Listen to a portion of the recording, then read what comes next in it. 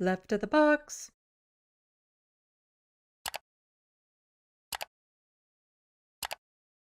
My last news stream, I mentioned something about the death of an unhoused person, a woman who froze to death in the outside. And there's an article about it now.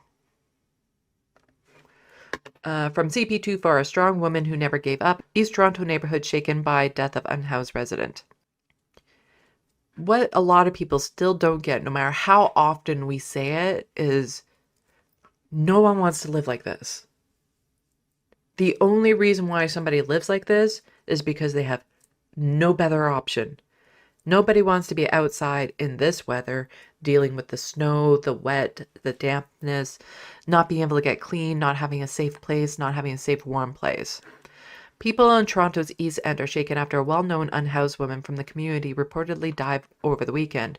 Rita, or Mary as she was known to many in the area, had been staying for some time in a small encampment in the parking lot of the west side of the Shoppers Drug Mart near Danforth and Coxwell Avenues. A staff member at the nearby Tim Hortons, which is located within the drugstore, told CP24 that she arrived to work around 6:50 a.m. on Saturday and saw the woman being loaded into an ambulance in the parking lot next to the coffee shop. She appeared to be only wearing a top. I don't know how to say that. I guess that person, the witness, told CP24. Because of the cold, I think she died. It's too much, she said, adding that paramedics were there for about 15 minutes before transporting the woman to the hospital. She was a very nice lady. It was so sad. We're shocked. Meme said people from the community would come daily to help the lady who loved double coffee, Coke, and chocolate chip muffins. Like many in the area, Rosa Alamo supported the unhoused woman. She was bright, always had a smile for people, and she knew and who looked out for her. Her eyes twinkled when she said thank you and shared a laugh and a smile, said Alamino, who told CP24 that she met Mary about 3 years ago when she moved to the neighborhood. She was independent, never taking more than she needed. She always refused anything more than that. She was so strong. I always looked at her in awe. Such a strong woman who never gave up. Almino said she'd been looking forward to seeing Mary on Saturday, but when she went to the Tim Hortons near where she was known to have been staying, she wasn't there. I said to my husband, that was odd, and turned out she had passed the night before. So very, very sad story. On Tuesday morning, the spokesperson for the office chief coroner confirmed that it is investigating the death of the female that occurred in the hospital after she was found in medical distress in the parking lot in Toronto East End on Saturday. I am unable to disclose further information, such as identity or preliminary findings, as the coroner and police are still attempting to locate family and next of kin for notification. So sad. Like, so many people just want to dehumanize people who are unhoused without, any thought of these are individuals, they are people. People who are unhoused are still part of communities. They're still known by their neighbors. So it's just saying the woman's death came during an especially frigid period at the city where it fell as cold as minus 19 degrees Celsius with the wind chill. And while Toronto's warming centers were open on December 21st, they were closed the following day. The city councillor says that she intends to review the city's warming center policy in the new year. Well, that's too late for some people, because here we have this. Yesterday, many regular services for poor and unhoused people were closed, including warming centers. People with nowhere to be on Christmas Day were riding the TTC, and so were the fair inspectors. Tell me why you're wearing a Santa hat to give out fines. Shake my head. So festive of her. Wearing that, trying to kick off people who are unhoused. And the warming centers are freaking closed on Christmas Day. Like, what are people supposed to do? The government doesn't want encampments. They're shutting down supervised consumption sites. They aren't opening up enough shelter spaces. They aren't providing, alternative housing of any sort. They've shut down the fucking warming centers during winter. I think this is the outcome they want. Really? People so terrified of being on the streets and this will be the outcome that they'll work whatever job, low paying capitalist job where the people who run the company can abuse them and manipulate them and hold this over them. It's so disturbing that this is happening. Like, people think of Canada as this bastion of freedom and, you know, thinking about your neighbors and socialism. Yet this is what's happening today. And so Diane Chen McNally was just saying, when I tell people I've met lawyers and real estate agents who have become homeless, they often don't believe me. But it's true. Former counselor and MPP Lorenzo Bernadette is sadly not an anomaly. I only wish him well. No one deserves to be homeless. So this is a former member of provincial parliament. I may end up in tears telling my story, how a former MPP and Toronto City Councillor found himself living in a homeless shelter. That's the thing, and this is from the Toronto Star. So many people have no idea how close they are to becoming unhoused. Because people who are living paycheck to paycheck, they still don't. The reality of what happens when that next paycheck doesn't come in and what that means, a lot of people haven't sat with that reality or thought about what they would do. Because this is why I say don't wait for it to become your problem before you get involved. Right now, it's important that even if you don't think it's about to happen to you, look at your community, your resources, and if it were to happen to you, where can you turn? What can you do? What are the shelter spaces? What kind of other organizations are out there that can help you? Are there lawyers that, help out tenants and things of that sort? Start looking at those things now so that if the day comes and you're suddenly thrown overboard, you're not struggling to swim while trying to figure out where to go. Lorenzo, a former Scarborough councillor and 4 times elected MPP, shares his cautionary tale. 26 years ago, Lorenzo was a leader at the dawn of a new civic era, the head of Scarborough delegation in the first Toronto megacity council. 6 years ago, he was at Queen's Park, helping steer the province from the helm of its Justice Policy Standing Committee after winning 4 elections as Liberal MPP.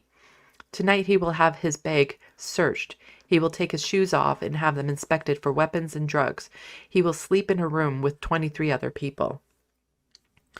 One of the things that is so dehumanizing when you end up in the shelter system, how suddenly before you might have been a respectable person. People respected you.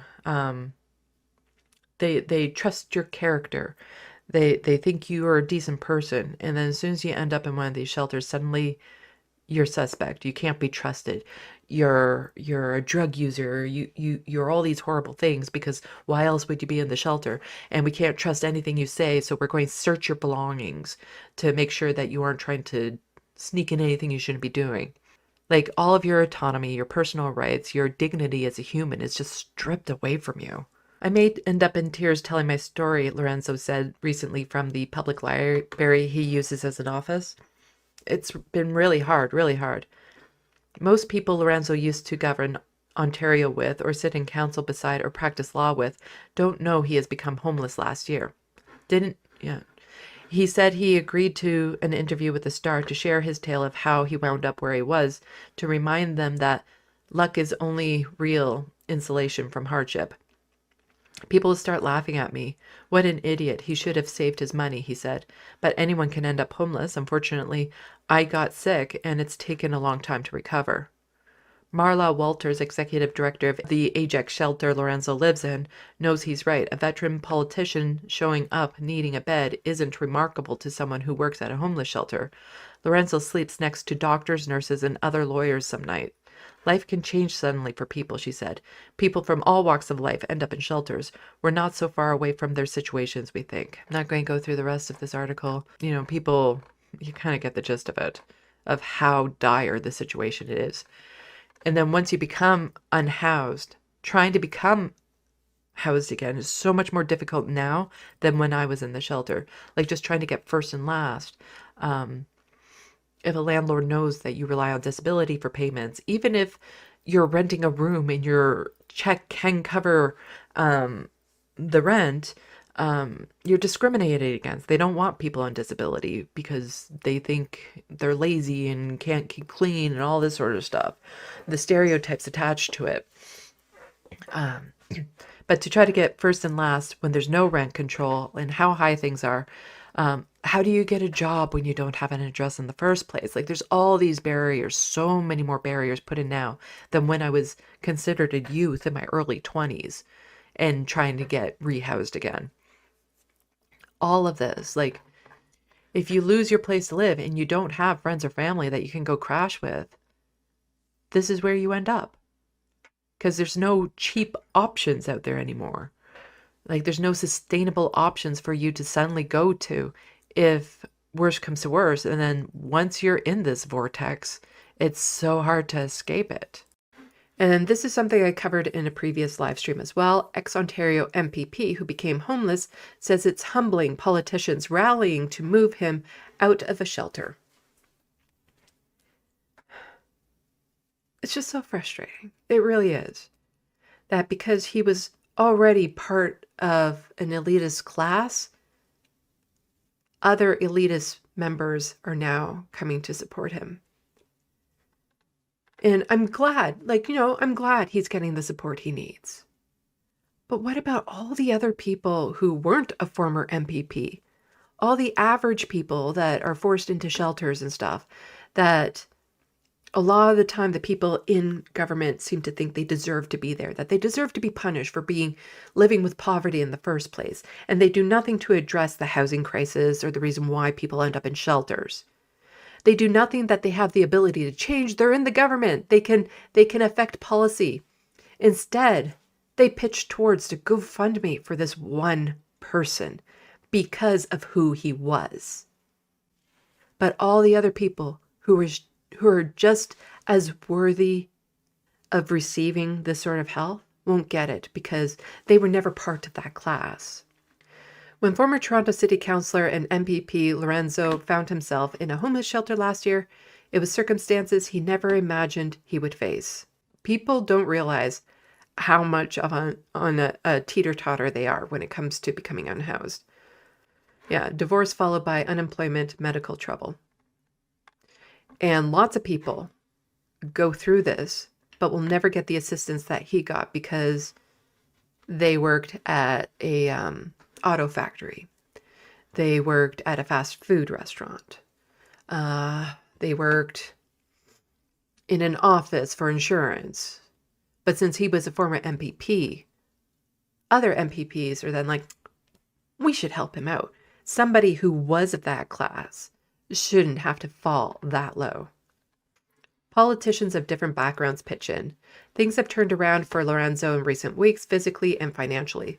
Lorenzo said his doctor has cleared him to go back to work, and he goes to the library every day working to renew his law license, set up his own legal practice, and write a book. Thing is that also it's very hard to recover from illness or injury if you don't have stable housing. And after over a year on Ontario's housing list, he's taken himself off and will be able to look for new accommodations with the help of the $25,000 raised through Van Diet's GoFundMe.